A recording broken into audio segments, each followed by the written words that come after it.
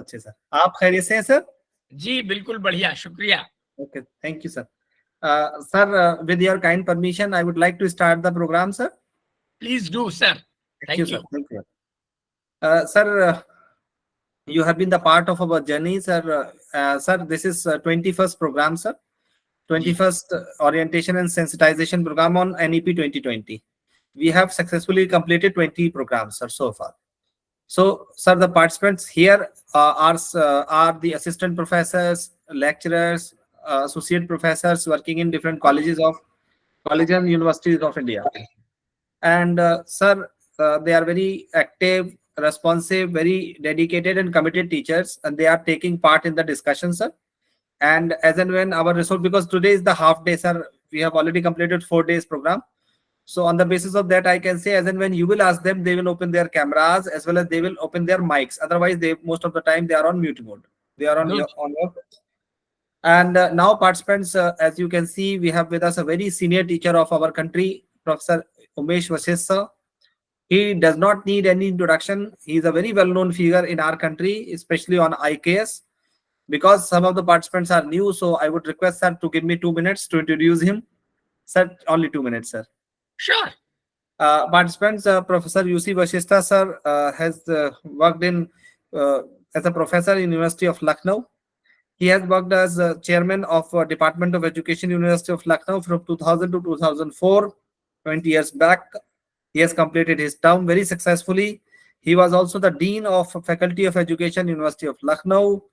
As far as his academic qualification is concerned, he completed his MSc in Botany, MA in Philosophy, MAd, MPhil, and PhD. A very qualified person, mashallah.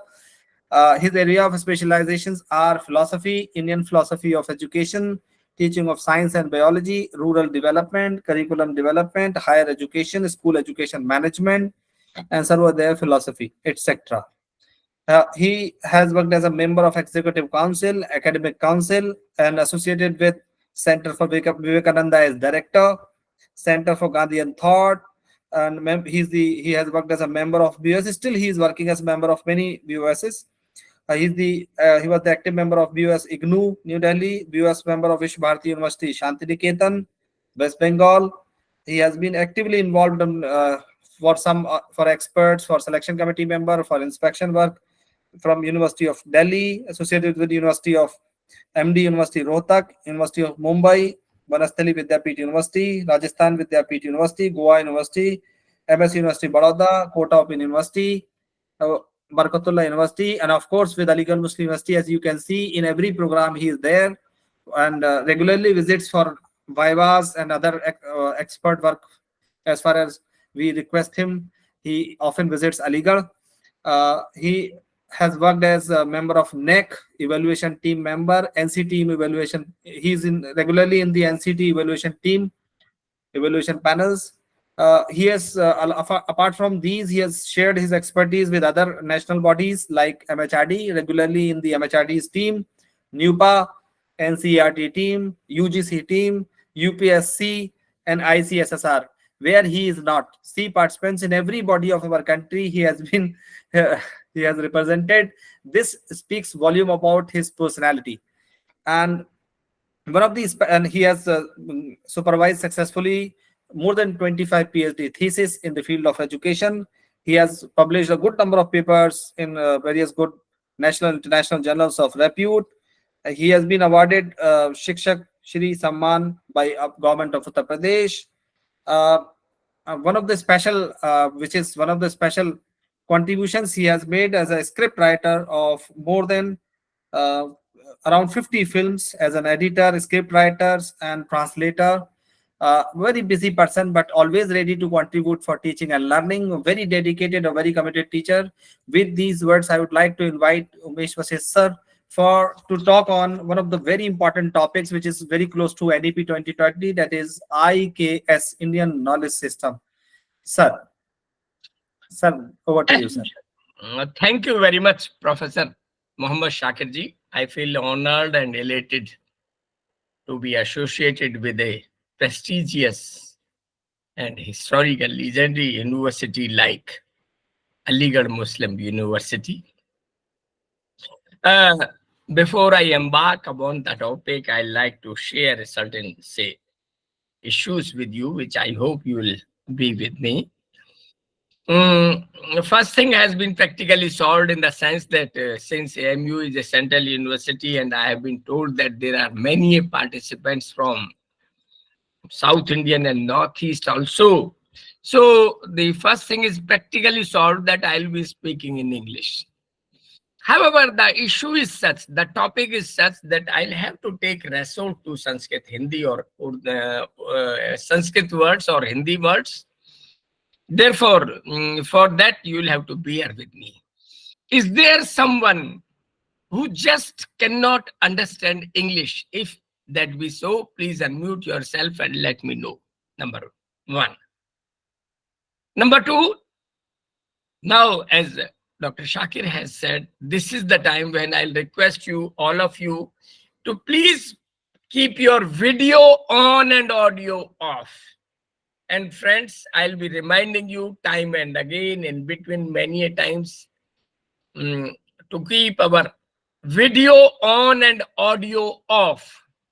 I'll be repeating it because many a times I have seen that we generally do not do so, but Dr. Shakir, Professor Shakir has said that you people are mature college and university teachers and you people try to be with the ethics and technology and the rules, etc.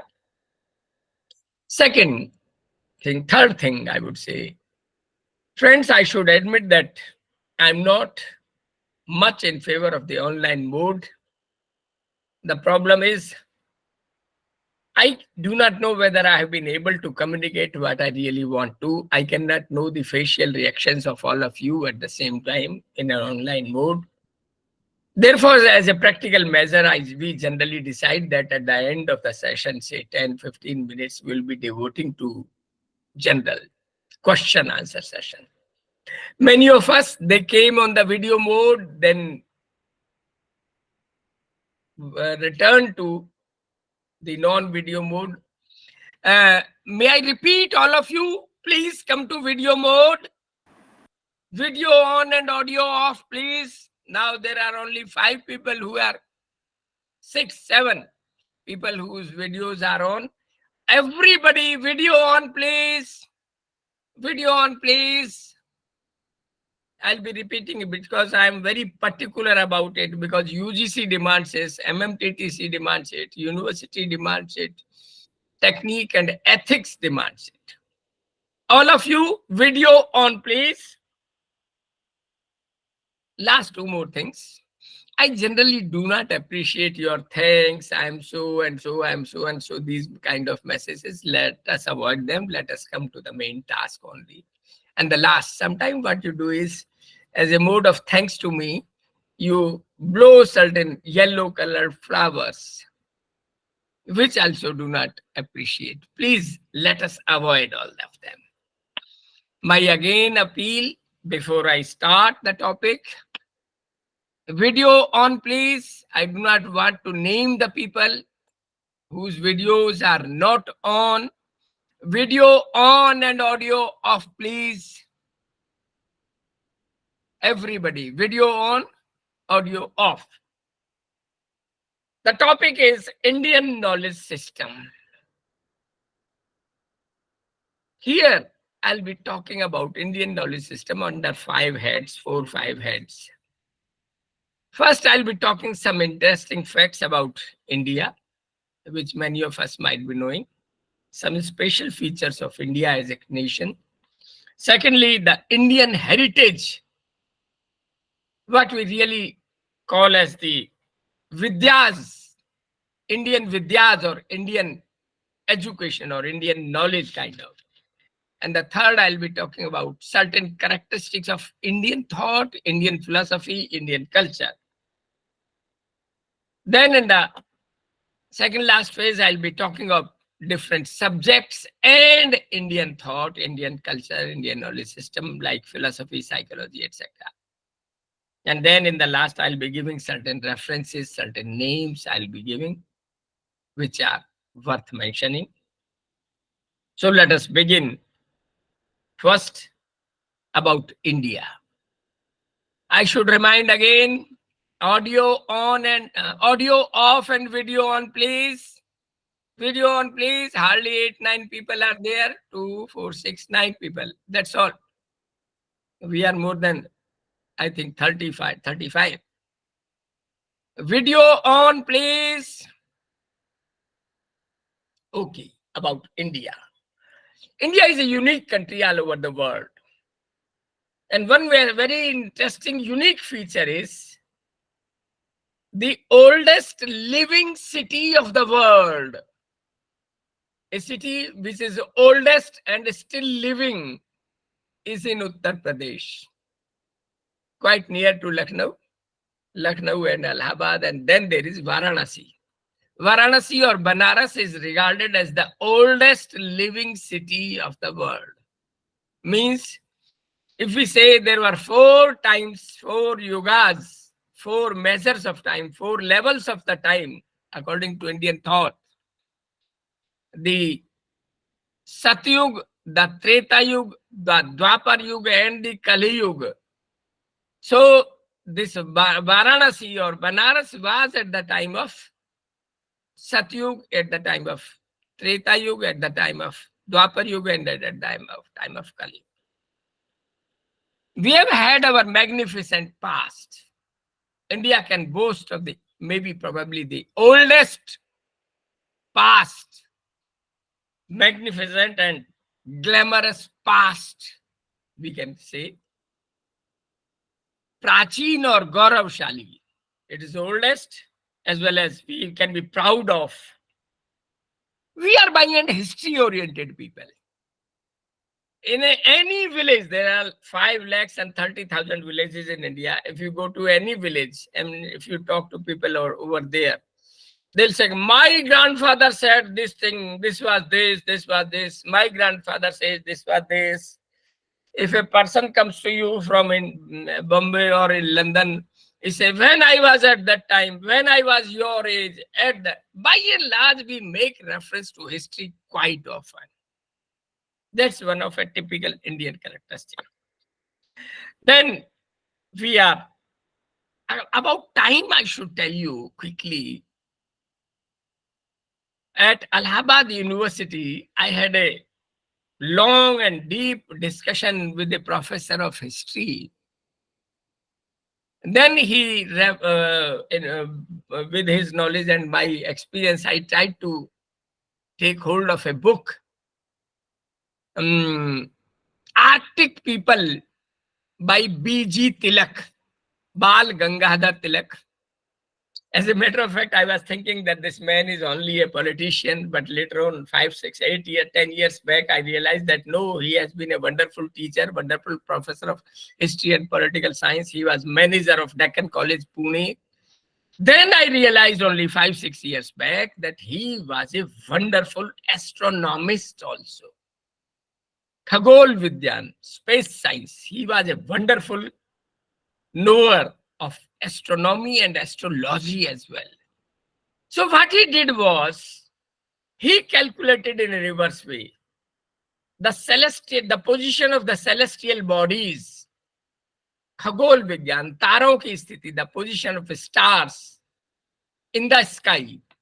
Whatever was said in the Vedas, the earliest written documents, the Vedas, whatever celestial position was mentioned in the Vedas, he made a back calculation from today.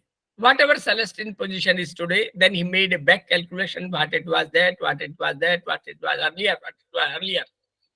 And he came to realize that Vedas are at least 10,000 years old, means at least 8,000 BC, before Christ. 2,400, 2,300 years are already there, 2,000 plus 800, 10,000 years old. With my MSc botany knowledge, we used to have a paper in botany known as economic botany, and there I learned that wheat is only 10,000 year old crop. In Vedas, there is not much reference to wheat. Rather, there is reference to akshat or rice and barley, jaw. Barley and rice, there is much reference to. We all in botany, we were made to know that barley and rice are the crops which are again more than 10,000 years ago back. So at least this fact confirms that Indian history, Indian culture is at least 10,000 years back. However, the earliest written document, the oldest, earliest written document in the world are Vedas.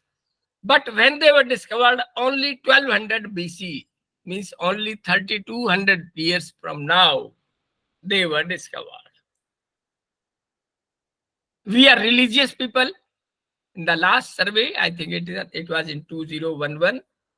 In the last survey, it was found that more than 99.9% people are theists. They believe in God. They believe in religion. We are spiritual in nature. We are humanistic by nature. Mentality, if I say, by and large, we are fatalistic. We believe in fate. We are hospitable people. We are tolerant people. In fact, there is one author, J.B.S. Haldane. He writes beautifully that in India, if you are going in the month of summer, you are going in your car and your radiator wants water. If you pass through a village, you will not only get water for your radiator, maybe you will also get water for yourself, and there is every possibility you will also, with water, you will get food also, and then they will say, take rest for 2-3 hours and then go. We are hospitable by nature. We are tolerant, as I said. A person, a senior correspondent from Japan in 60s, he came to India and he said that Indian people are by and large philosophic. Even the beggar talks of birth, rebirth, God, fate. Even the beggar says, it was not in my fate, maybe in my next birth, next rebirth, I'll be having this thing. Maybe I had done bad deeds, therefore I am a beggar. I'll have to do good deeds in this birth and this and that and that. We are by and large non-materialist people.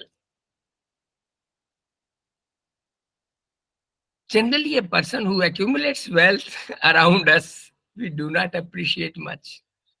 We generally say, oh, when he had started his business, he came only with a low iron door, with a small pot and a rope. We have our own political system. Even I say the oldest democratic people were from India. We had Ganatantra, Youthtantra, Ganatantra, Youthtantra, Ganapati, Youthpati, Prajapati, and so on. These are different levels of democracy. They were classes of democracy. We have our own economy. We have our own society, sociology, culture. Somebody says, what is Indian culture? Somebody referred it is agriculture. As a matter of fact, the agriculture is the basis of culture, of our festivals, of our holidays, of our all mode of life.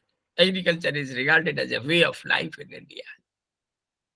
Friends, I should remind you again, your video on and audio off, not a good thing. I'll have to give a message to the, I do not want, but I'll have to give a message to the director that you people are not on the audio mode, video mode. Please don't do that.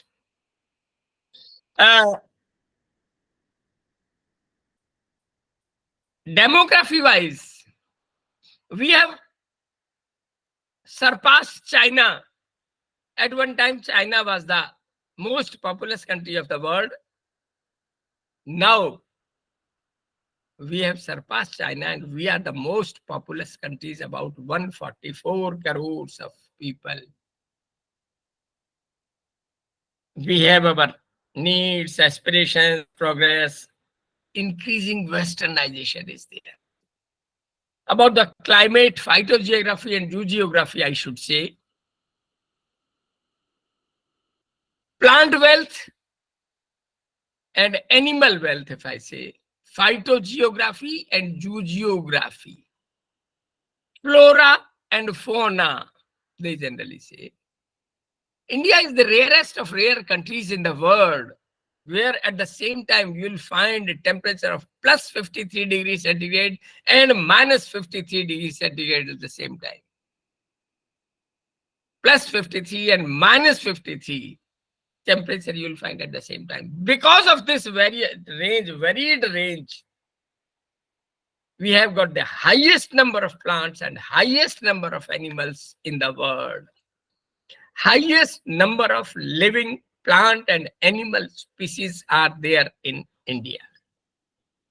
In terms of thinkers, if I say, modern thinkers only, if I say, we have Mahatma Gandhi, Rabindranath Tagore, Dr. Sri Aurobindo, Swami Vivekanand, Iqbal Ahmad, APJ Abdul Kalam, Dr. Zakir Hussain, Dr. Radhakrishnan. In scientists, we have C.V. Raman, we have Jagdish Chandra Basu, we have Meghnad Sawaha,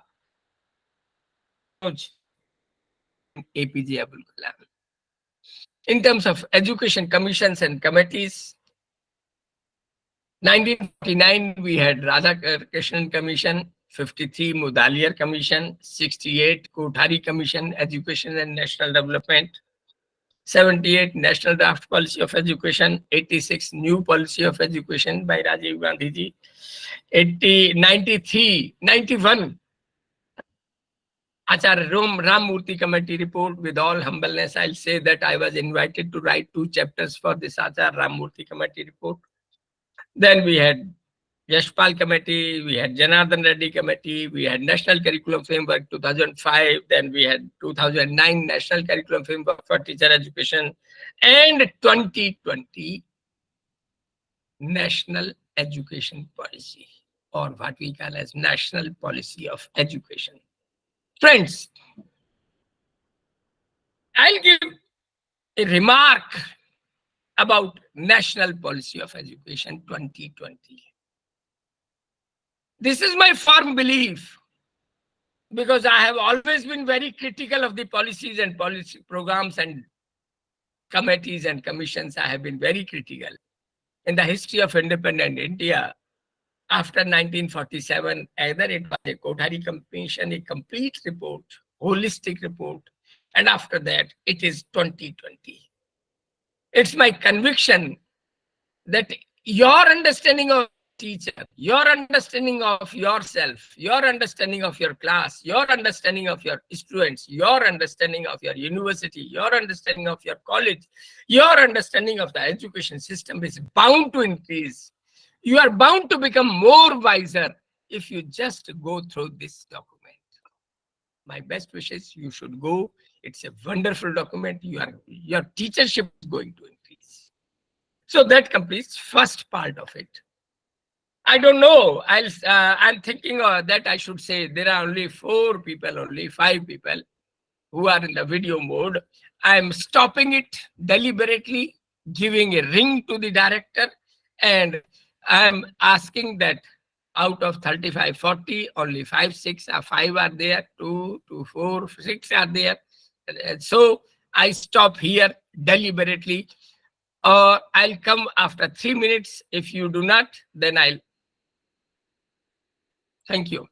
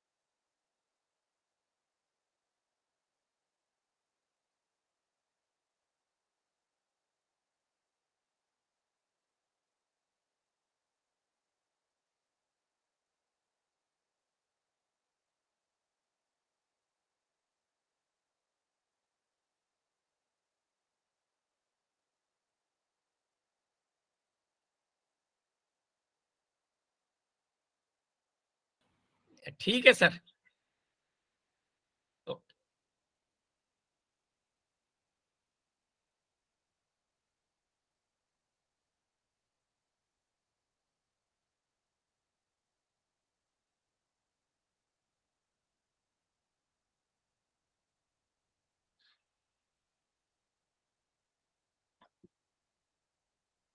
अभी मेरी बात हुई है और कह रहे हैं कि वो शायद कुछ एक्शन लें।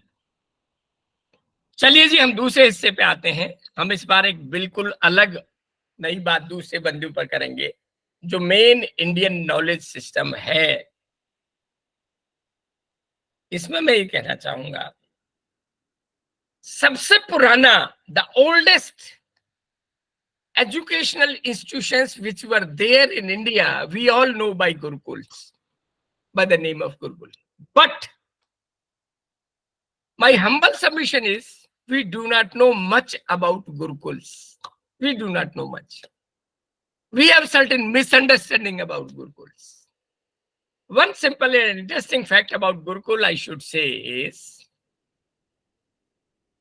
almost all the universities in India, they are having one feature which we have taken from Gurukul system of education.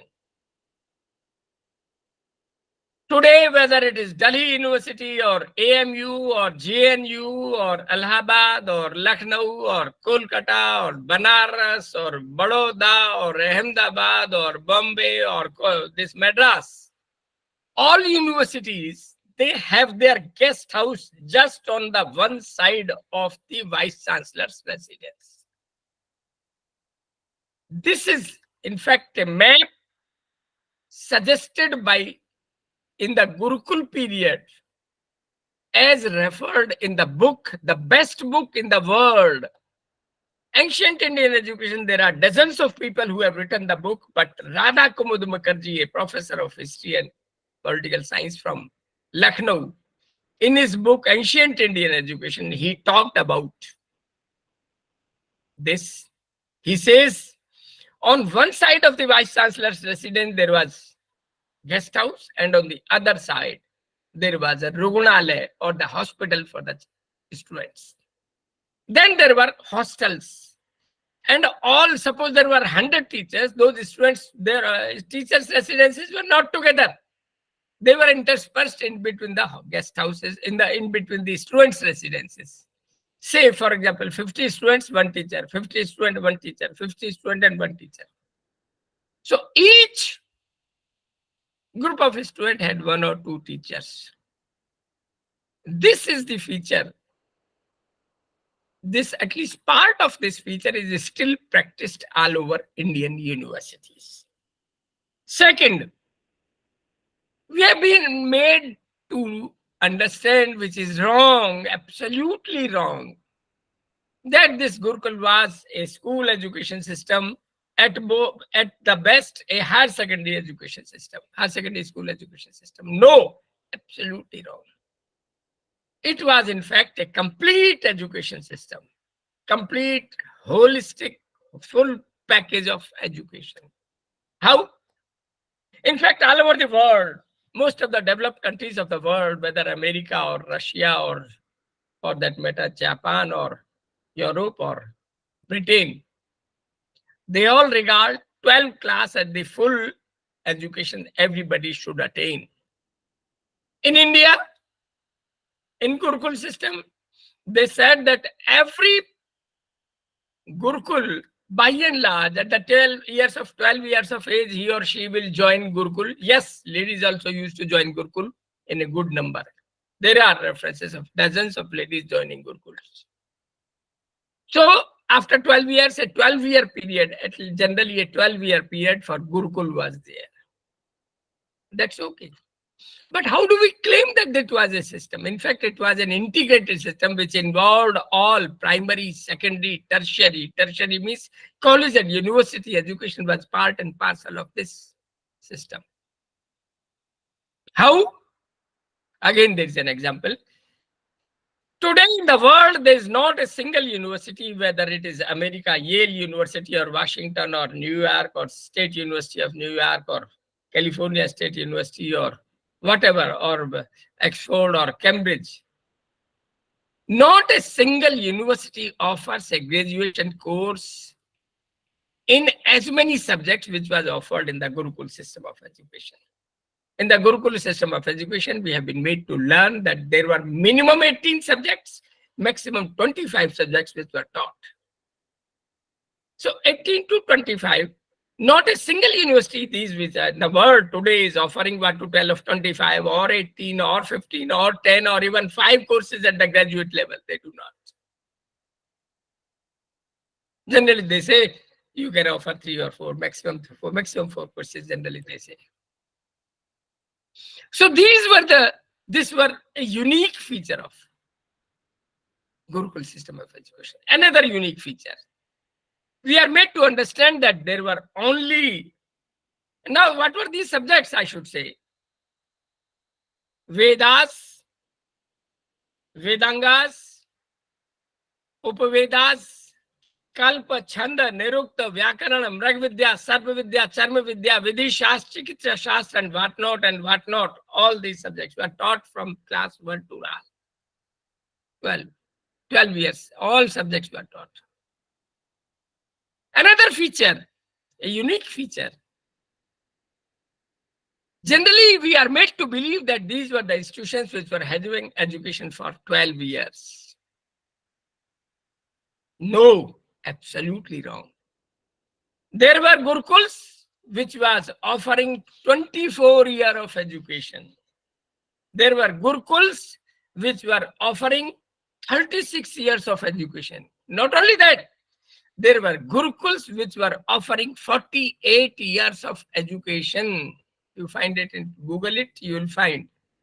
Not only that, in fact, there were different categories of Brahmins. Brahmin means one who takes education, one who is a student of education, one who gives education and takes education. I'll tell later on. So, the students who have got education for 1 year, there is another name, if I'm not wrong, Prajapatya. Then 2 year, Gayatra. Then more than 2 year, Savitra. Then there were students who used to take education by moving from one Gurukul to the other Gurukul, Parivrajak. Then there were Nashtik Brahman. Then there were Brahmavadini, the ladies who were having education. So, today also not a single university in the world offers education for the whole life. Even Indian government, after PhD, it was giving postdoctoral fellowships. Then in Indian UGC, it was giving pool officer post. But there was also a limit of pool officer at the most 2 to 5 years was the period. And after that, there was no provision for learning or education. But Indian system of education, it gives opportunities for students to learn throughout life.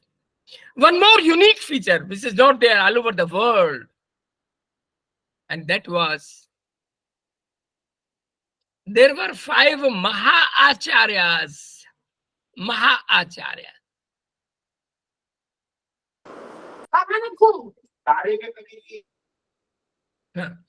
There were 5 Maha-Acharyas in Indian system, and a Maha-Acharya, there was definition, and the Gurukul which he presided, or he was the Kulupati, or the was known as Mahagurukul. And who is a Maha-Acharya? There's a technical definition for that, and they say Maha-Acharya is one who has the capacity for boarding, lodging, and educating 10,000 children for 12 years continuously. Today, as I say again, not a single university all over the world, Oxford or Cambridge or Massachusetts or whatever, has the capacity, has the resources to educate 10,000 students for 12 years, not only educating, boarding and lodging, residing and food. Indian Gurukuls, there were 5 at a time. And these 5 Mahacharyas used to assemble at a time for 1 month in a year, 1 month together. And any person all over the world was welcome to enter them enter their meeting at any time, day or night, and ask questions as many as one can. I wish in India there are more than 1,500 universities. Even if the top 50 universities, their vice chancellors, they meet and talk even for 1 week and discuss about the socio-political, cultural, economic, and all aspects of education, which these Mahacharyas used to do, will be a great contribution to Indian knowledge, Indian system, Indian education, Indian culture. May I request, there are again 6 people, please video on, otherwise I'll be leaving now. In fact, I'm not very in a pleasant mood if I say. I'll take a screenshot and show and send it to your director, because the things are not happening as they ought to be. Okay, well, of these Gurukuls, one was an interesting Gurukul. Through history we know, and it was the Gurukul presided by a great scholar, great teacher, we all know, Chanakya. He is known by 3 names. One is Vishnugupta, another is Chanakya, another is Kautilya. Earlier we were made to believe by the historians that these were 3 different people. These 3 different people used to exist, but later on the historians, they confirmed that no, these 3 were only one man. In the earlier period, he was Vishnugupta. As a scholar, he was Kautilya, and as a teacher, he was Chanakya. He wrote Arthashastra. It's a book on history, political science, and economics. Here, according to Arthashastra, he had 4 parts in Arthashastra, Kautilya's Arthashastra. And these 4 parts are Anviksha, Trai, Vrat, and Dandaniti. Anviksha, Trai, Vrat, and Dandaniti. Anviksha is about contemporary science, contemporary logic, and contemporary philosophy. Anviksha. Trai is about Vedas, which I'll be talking to you just now after just some time. Trai means Vedas. Then Vrat. Vrat means the occupation. It includes agriculture and commerce. Anviksha, Tai, Vratti, and Dandaniti, the political science and public administration. The law of crime, aparad, the law existing. Political science, public administration, and law was Dandaniti. Now we come to Indian heritage, Indian knowledge system practically, the Vidyas. Most of the people say there are 14 Vidyas, 14, 1-4. So they call it Chaturdash Vidya, Chaturdash, 1-4, 14 Vidyas. Then there are people who say that no, not 14. Rather, there are 18 Vidyas. They say 4 more. So let us learn about these 18 Vidyas one by one. We'll learn them all. We'll learn those 14 as well as some 4 more, and that will make it 18.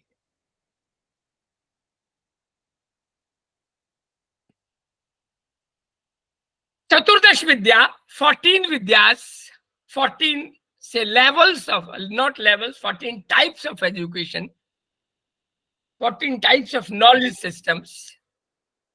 The 4 are the Vedas. Veda, first 4. We all know there are 4 Vedas: Rigved, Yajurved, Samved, and Atharvaved. Rigved, Yajurved, Samved, and Atharved. Rigved talks about prayer of the deities, praying gods, praying the masters, praying the supreme. Rigved. Then Yajurved about karma kanda, actions. What is the procedure of prayer? What is the method of prayer? What we should do and what we should not do. The karma kanda, they say, is Yajurved. Samved is sung. It is made, in fact, in the form of songs. The Samvedic song, they are sung. Then the Atharvaved, it is most detailed, most varied, most practical, and most down to earth. About Atharvaved, I'll tell you 2-3 features. At the time of the war of Mahabharat, Atharvaved was written. The chief editor of Atharvaved was seer Atharva. Rishi Atharva was the seer, chief editor. Atharva Rishi was the chief editor. Then this Veda talks about all practical functions of life. How to build a house. What should we do if snakes come in my house? What should I do if a thief comes in my house? How should I perform yajna, of course? How should I select a groom for my daughter or a son? All practical aspects of life have been detailed in Atharva Veda. All these 4 Vedas are made up of 4 parts. In fact, the Vedas, the hymns or the richas, couplets, they are known as richas. Richa is nothing but in Urdu we call sher, the couplet, 2-liners. Richas. These richas have been classified into 4 parts in all the 4 Vedas. Brahman, Aranyak, Sanhita, and Upanishad. In each 4 Veda, you will find Brahman, you will find Aranyak, you will find Sanhita, and you will find Upanishad. Brahman, Aranyak, Sanhita, Upanishad.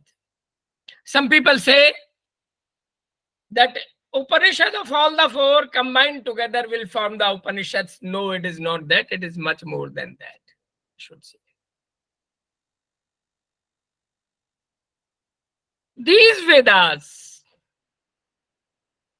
they have been regarded as the fundamental, foremost, basic, primary, most important pillar of Indian heritage, Indian knowledge system, and Indian culture. Then we had Vedanga. There are 6 Vedangas. 6 Vedangas. I name them: Shiksha, Kalpa, Vyakaran, Chanda, Nirukta, Jyotish. Shiksha, Kalpa, Vyakaran, Chanda, Nirukta, Jyotish. 6 Vedanga. So that makes out of 14, 10 types of knowledge, 10 types of Vidya. 4 Vedas and 6 Vedangas. Shiksha talks about education, pedagogy, knowledge, which was basically of 2 types. One was Vidya and another was Paravidya. Vidya and Paravidya. Vidya is the education of worldly world. Paravidya is the spiritual world or that divine knowledge. So the material knowledge is Vidya. The divine knowledge is Paravidya. Then we had Kalpa. Kalpa means how to live a good life, if I say. There were 3 types of kalpas. Grahastha Kalpa, Dharma Kalpa, and Salva Kalpa. Grahastha, Dharma, and Salva Kalpa. Three types of kalpas are there. Then we had Vyakaran. Vyakaran means rules of grammar, the language. Of course, the earliest grammar is of Panini, but before that also there were certain basic rules which were followed. What are those rules of writing? What are those rules of language? That is a Vyakarana. Then there is Chanda. Shiksha, Kalpa, Vyakarana, Chanda. The rules of writing poetry. Indian Sanskrit poetry was written according to very strict rules. And those rules were how many matras should be there, how many large matra, dirgha matra, and laghu matra, how many words should be there in a couplet. All these things were decided as per rules. It was very difficult to compose poetry. So there were two types of chandas, Pingal Sutra and Chanda Sutra. Sutra means formula, Pingal formula and Chanda formula. Then there was Nirukta. Nirukta or etymology, the meaning of the terms and concepts. Etymology, the science of meaning of the words, etymology. Then there is Jyotish, astrology, as per the position of the celestial bodies. So, as I said, there were 6 Vedangas: Shiksha, Kalpa, Vyakarana, Chanda, Nirukta, Jyotish.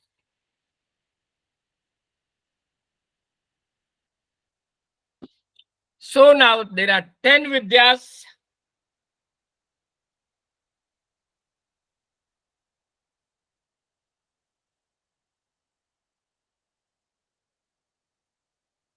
I have taken a photograph and I am bound to send it to the person concerned. 4 Vedas, 6 Vedangas makes it 10 Vidya. The 11th Vidya is Itihas.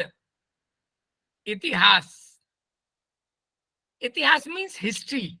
History consists basically of 2 parts. One is remote history, another is immediate history. That I took a screenshot was an immediate past, and that we are talking of Gurukul and the Vedas was the remote past. So all these knowledge for the remote to the recent past, that is knowledge of Itihas. Itihas was having 3 parts. One is Ramayana. I should tell you, Ramayana is having more than dozen types of variations in the story of Rama and Sita. Rama and Sita, they say. We have a South Indian Ramayana, we have Bali Ramayana, we have Indonesian Ramayana, we have Java Ramayana, we have Sumatra Ramayana, and many, many more. So there are many, many versions of Ramayana. So this Ramayana is one part of Itihas. Another was Mahabharata, the issue of fight between the Kauravas and the Pandavas. And the third was Purana. There are 18 Puranas. Of these 18, very famous, 2 are most important: Vishnu Puran and Bhagavad Puran. Of course, there are others like Varaha Puran or Matsya Puran or Garuda Puran. There are a lot many, but 2 are most important: Vishnu Puran and Bhagavad Puran. So that makes 11 Vidya, 4 Vedas, 6 Vedanga, and 11 Itihas. 12th is Dharma Shastra. Dharma Shastra. And Dharma Shastra means Achar, Vichar, Prayashit, Dand. Actions, ideas, repentance, and punishment. actions, ideas, repentance, and punishment. All these, they comprise dharma, dharma shastra. Dharma shastra was having 4 or 5 types. One is manusmriti, manusmriti. Yagvalkya smriti,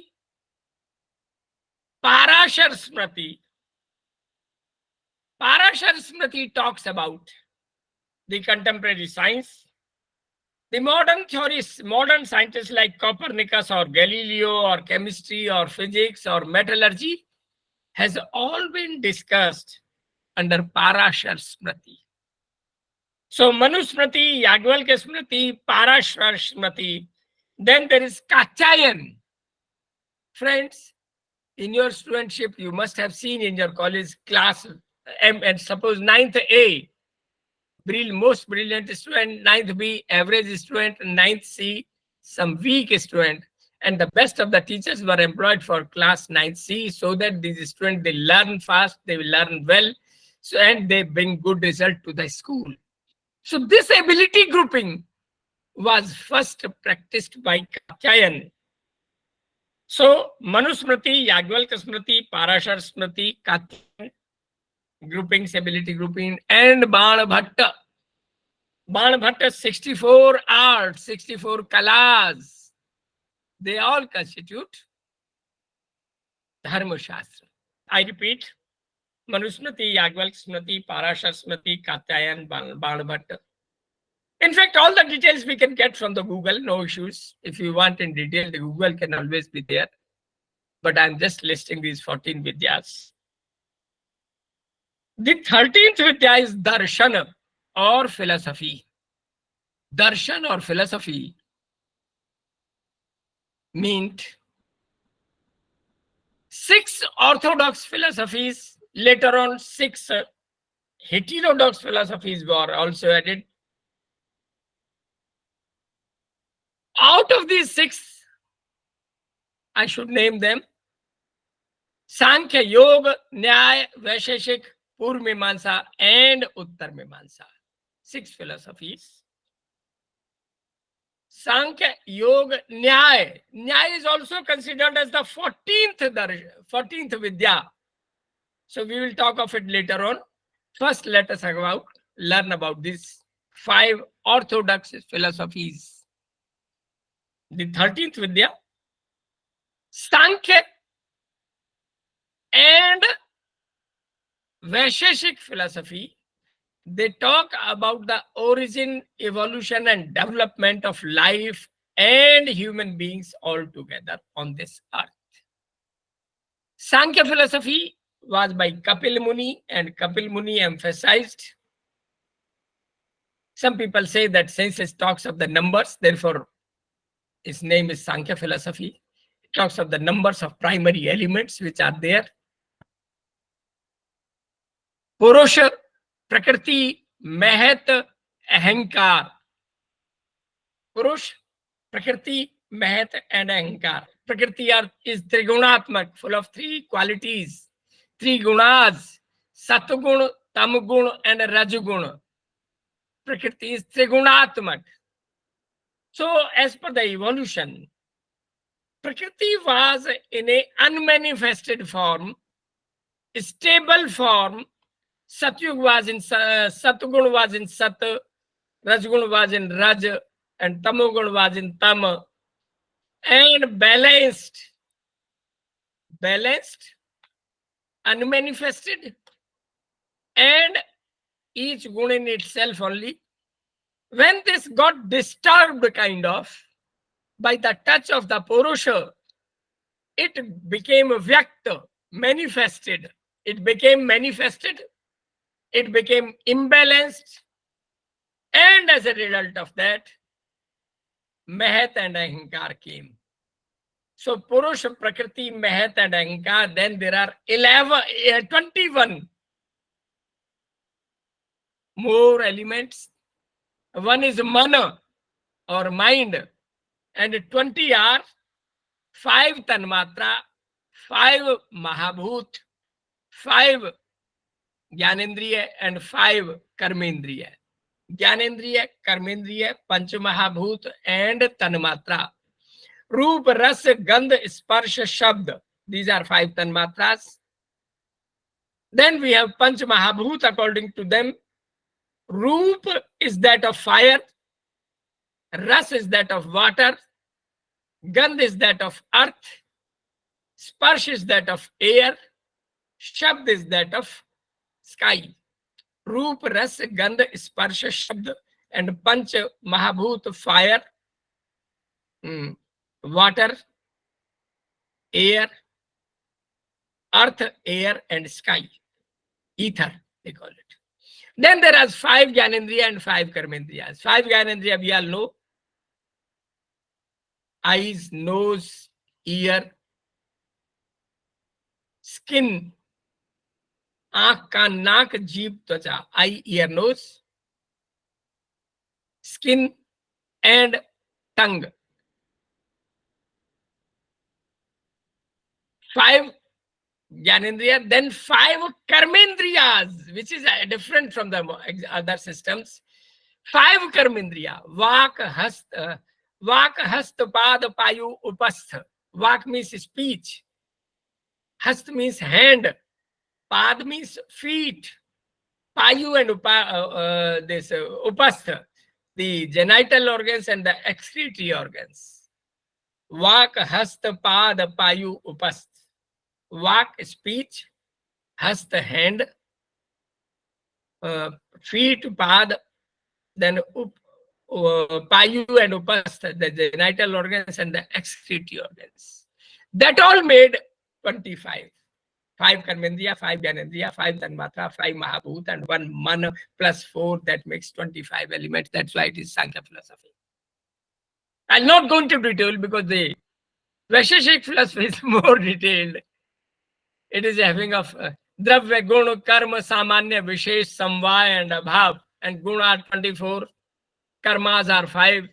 And that way it is more detailed. You can all learn it from Guru. Dravya, Guna, Karma, Samanya, Vishesh, Samvaya, and Abhav.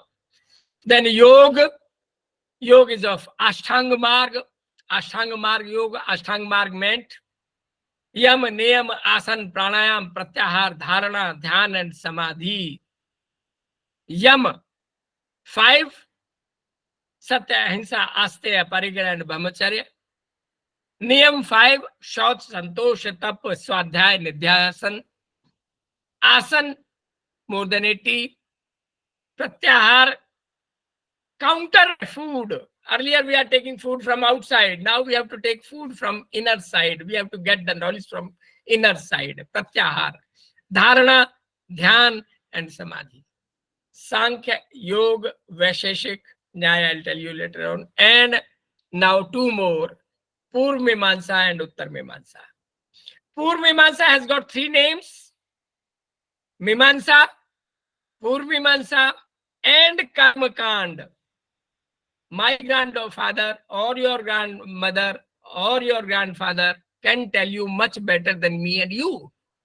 Papa, Punya, Swarga, Narak, Ishwar, Janma, Punarjanma. All this is talked in Karma Kand or Purvimamsa or Mimamsa. The Uttar Mimamsa has again got 3 names. Uttar Mimamsa or Vedanta or Upanishad.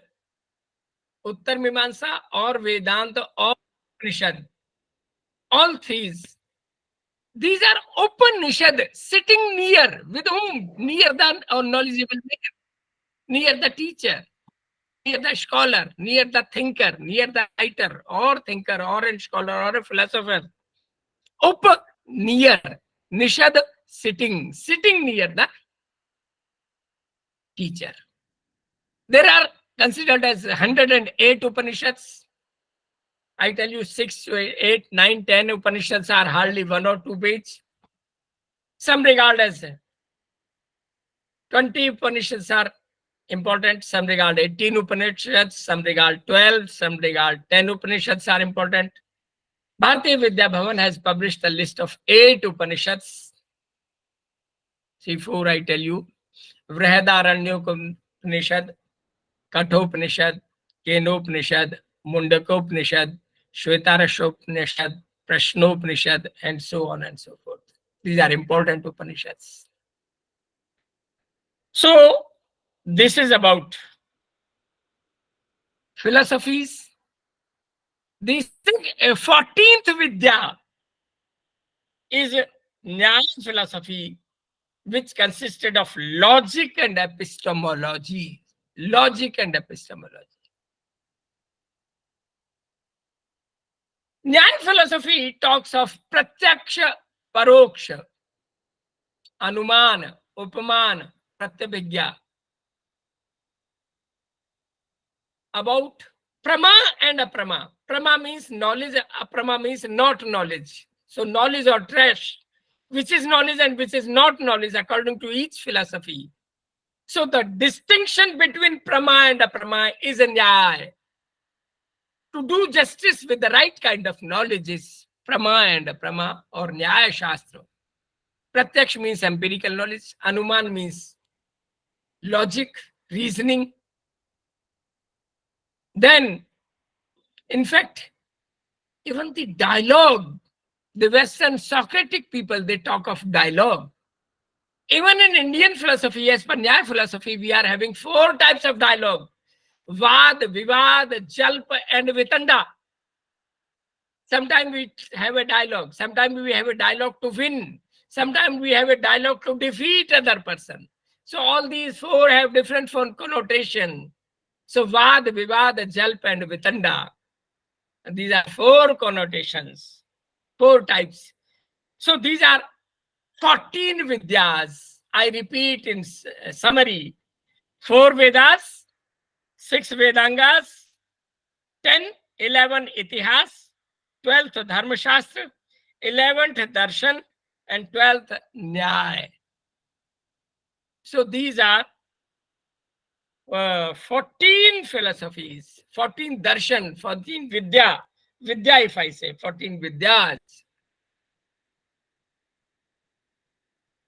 Now, there are 4 Upavedas also. That makes our total number 18. Ashtadash Vidya. So 4 are Ayurveda, Dhanurveda, Gandharva Veda, and Sthapatya Veda. Ayurveda, the art and science of curing people through plant medicine, herbal medicines. Ayurveda. Then there is Dhanurveda, the art and science of archery, Tir Kaman. Gandharva Veda, the art and science of dance and music. And Sthapatya Veda, the art and science of architecture. Friends, I am here reminded of a great lady in the Indian history, Patta Mahadevi Shantala. Patta Mahadevi Shantala was a queen in Shravan Belgol, Karnataka, a Jain center of theology of Jain philosophy. And there, she is considered to be a lady of great character, great knowledge. She was a scholar in all 18 Vidyas. She knew Sthapatya Vidya, she knew Gandharva Vidya, she knew Dhanur Vidya, she knew Ayurveda Vidya, she knew all 6 darshans, she knew Itihas and everything she knew. In fact, people from all over the world, not only India, all over the world, they used to come to her for her advice and for settling their disputes. Patta Mahadevi Shantala, Nagaraj Rao. There is a 3-volume biography in Hindi and 3-volume biography in Kannada. Patta Mahadevi Shantala. So, friends, we learned about all 18 Vidyas.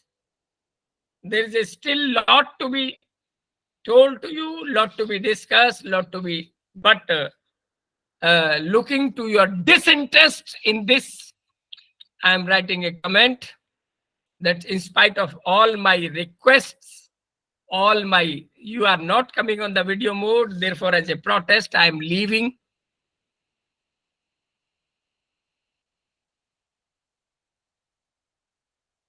Hardly 6 or 7 participants are in video mode in spite of my repeated requests. Hence, as a protest, I am leaving.